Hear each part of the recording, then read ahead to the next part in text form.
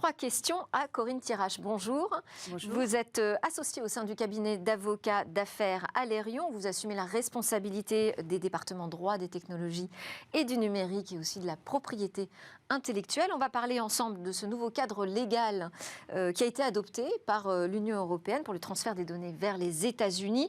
On sait que les 2 précédents cadres qu'on appelait les boucliers pour nos données ont été annulés par la Cour de justice européenne pour non-conformité avec nos propres règles. Alors, on va peut-être rappeler d'abord ce qui coince précisément sur ce sujet. Où est la difficulté ? Oui, tout à fait. Il est important de se poser aujourd'hui pour savoir d'où l'on vient, pour savoir où l'on va et ce que normalement le nouveau texte est censé avoir corrigé. Les 2 précédents outils qui permettaient le transfert de données de ressortissants européens vers les États-Unis avaient 2 faiblesses. La première faiblesse, c'est qu'il n'y avait pas de principe de proportionnalité et de nécessité, si bien que les autorités gouvernementales américaines, les autorités notamment les services d'agences gouvernementales, pouvaient collecter des données sans limitation. Les services de renseignement américains. Notamment avec la législation, la FISA, etc. Et deuxième critique, qui était très très forte, c'était l'absence de recours réel, efficace, si la personne qui se voyait être victime d'une violation de ces données devait éventuellement pouvoir réclamer justice.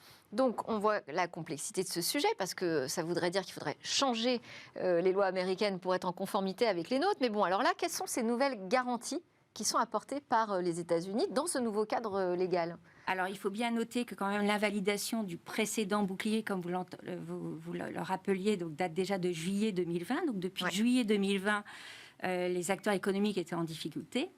Donc, si bien qu'il y a eu de fortes négociations. Alors, de l'époque de Trump, c'était pas facile, mais l'arrivée de Biden a facilité les choses. Il y a eu d'abord un Executive Order Act qui est intervenu en octobre 2022, qui a permis donc de modifier la législation américaine.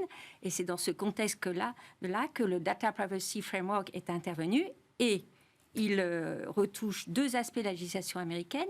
D'une part, nous avons maintenant la garantie, en principe, que les autorités gouvernementales américaines appliqueront le principe de proportionnalité et de nécessité quand ils collecteront des données concernant les ressortissants européens.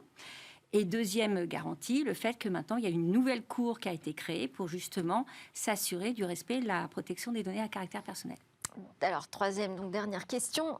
On sait déjà qu'il y aura un nouveau recours, et puis avec la crainte qu'à nouveau, on se retrouve face à un manque de dispositif légal, finalement, pour encadrer ces transferts de données entre l'Union européenne et les États-Unis. Les entreprises nous disent, mais du coup, on est dans une insécurité juridique totale. Est-ce qu'on est dans une situation inextricable ou est-ce qu'il y a un moyen de se sortir de cette situation ? Alors déjà, ce nouveau dispositif ne s'applique pas à toutes les entreprises. Encore faut-il que ces entreprises américaines figurent sur une liste. C'est ce qu'on appelle l'auto-certification. C'était le même système pour le Privacy Shield précédemment. Donc ces entreprises doivent déjà s'auto-déclarer comme étant en conformité à la protection des données à caractère personnel du RGPD. Et par ailleurs, il est important de dire que si ce système devait sauter à la suite d'une nouvelle action de Max Schrems, puisqu'on appelle les dernières décisions Schrems 1 et Schrems 2, donc si on s'attend à avoir un Schrems 3 apparemment d'ici la fin de l'année, au début de l'année 2024, pour autant, il y aurait toujours le Executive Order qui a été prononcé par l'administration de Joe Biden donc en octobre dernier, qui continuerait à s'appliquer, à savoir ces garanties de proportionnalité, de nécessité d'un côté de création de la Cour. Simplement, les entreprises ne pourraient plus donc se reposer sur ce nouvel outil qui vient d'être créé depuis juillet 2023. Donc, ils devraient à nouveau avoir recours à ce qu'on appelle les autres garanties, c'est-à-dire ce qu'on appelle les BCR, ou les CCT, les clauses contractuelles type, ou toute autre garantie supplémentaire, y compris des garanties techniques. Et donc, ça veut dire qu'effectivement, on n'a pas une sécurité juridique à 100% comme on pourrait l'espérer, mais on a quand même, si on prend plutôt le verre à moitié plein plutôt que le verre à moitié vide, on avance. Merci beaucoup, Corinne Thierache, avocate associée au cabinet Alerion, responsable donc des droits des technologies du numérique et aussi de la propriété intellectuelle. Vous avez répondu très clairement à nos questions.